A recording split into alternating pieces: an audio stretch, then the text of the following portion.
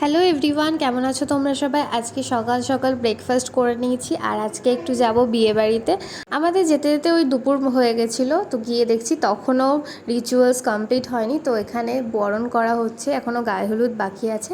তারপরে আমরা একটু লাঞ্চ করে নিয়েছিলাম। লাঞ্চ করার পর এখানে ভিডিও শ্যুট হচ্ছিলো, তো সেগুলোই বসে বসে দেখছিলাম।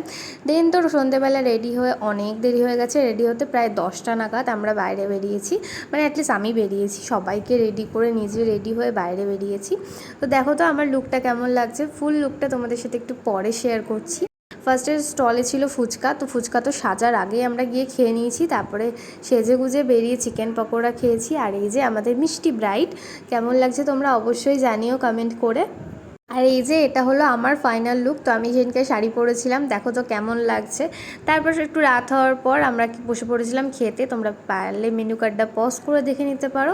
ফার্স্টেই ছিল ডিমের devil with salad and sauce. আমি সসটা খাইনি, ডিমের ডেভিলটা স্যালাড দিয়ে আমি খেয়েছিলাম, বেশ ভালো ছিল। তারপরে দিয়েছিল বেবি নান, তার সাথে ছিল চানা মশলা।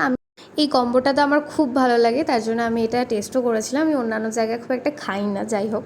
তারপরে ছিল সাদা ভাত, কাতলা কালিয়া, তো সেগুলো নিয়ে নিই।